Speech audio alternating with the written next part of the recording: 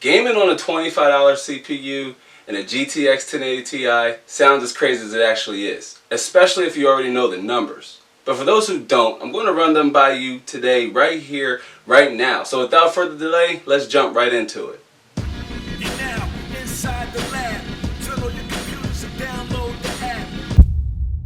What's happening, YouTube and the internet? Terrence here. We're back inside the lab, and if this is your first time to the channel and you're into building and fixing up gaming PCs on a budget, consider subscribing and clicking the notification bell to catch all new uploads the moment they drop. Doing this helps me grow here on YouTube and as a content creator, and for that I appreciate you all to the moon and back. The CPU in question today is the Intel Xeon X5675 Westmere-EP CPU. Now it has 6 cores and 12 threads, so hyper-threading. It runs at a 3.1 GHz base clock and a max turbo of 3.6 GHz. I was able to dial in a plus 500 MHz overclock that took us up to around 4 GHz on all cores, but more on that later. I picked up this CPU for a whopping $25 over on the eBay, and now unfortunately the prices has gone up since I purchased this one, but fear not, ladies and gentlemen, because these prices do fluctuate, and even at its current prices, the X5675 still delivers plenty of price to performance, but it does carry along a lot of 2008 and 2011 baggage, but we are going to dive in and talk about here in a sec. But first, let's go over a few of the core components. Alright, we're back on the test table, and the heart and soul, or the meat and potatoes of this system, is the Intel X58 DSO motherboard. It supports, or it has support for triple channel memory, has 6 USB 2.0 slots, and comes with a nice black modern finish to it. Now, as good as value as X58 has here in 2019, this motherboard, or this platform, does present its drawbacks, but more on that later. One other thing I wanted to point out with this motherboard is that it only has support for up to 16 gigabytes of total system RAM. So although it has support for triple channel memory, we're going to go with a dual channel configuration of 2 8GB sticks for a total of 16 gigabytes of RAM. And then for RAM, we have a 16 gigabyte kit of Corsair DDR3 memory at 1600 megahertz, cast latency 99924, 1.54 volts. And again, guys, sorry if you're hearing the noise from the fan on the cooler. And now, speaking of cooler, the X5675, it's there, it's right there. I promise you just can't see it, but I promise you it's there. It's there. It's being cooled by the Cooler Master CL240, 200, I can't say what this is.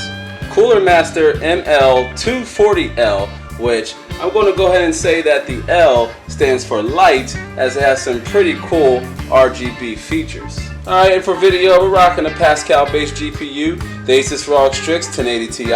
It has 11 gigabytes of GDDR5, a whopping 3,584 CUDA cores, and runs at a base clock of 1600 megahertz. Now, it does have a gaming mode, or a turbo mode, that boosts the card up to around 1940 megahertz, but I was able to dial in an overclock on top of that of plus 60 on the core and plus 800 on the memory, with the slider slid far left and the manual fan speed of 55%. That's all being powered by a 750 watt EVGA 80 plus gold rated power supply and a 1 terabyte mechanical drive, Seagate that is, for our games and Windows. Now, enough of the boring stuff. Let's play some games and check out those benchmark numbers.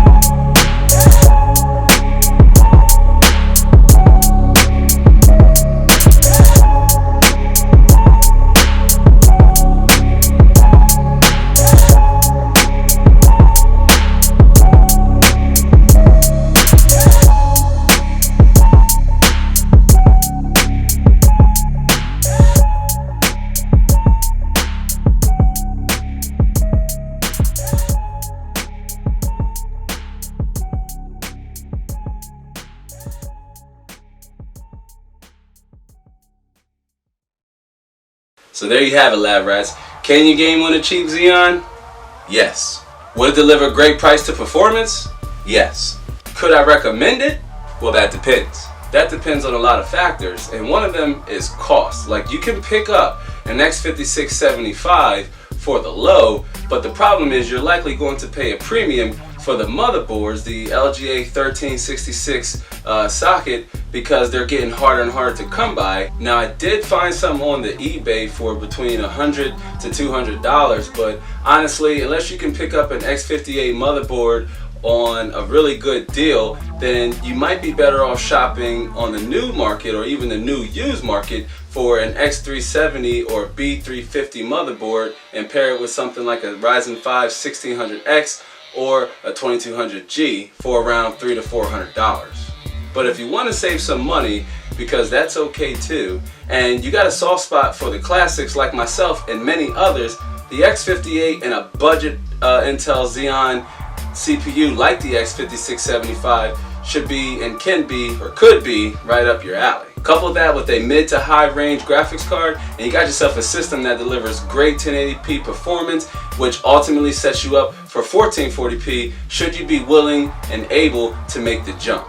To learn more about budget PCs and other gamer related stuff, consider tapping the round subscribe button right there in the middle of the screen. Again, this helps me grow here on YouTube and it really supports the channel. Other than that, thanks for giving this video a watch. I really do appreciate it. I hope to catch you on the next one. So until then, be easy.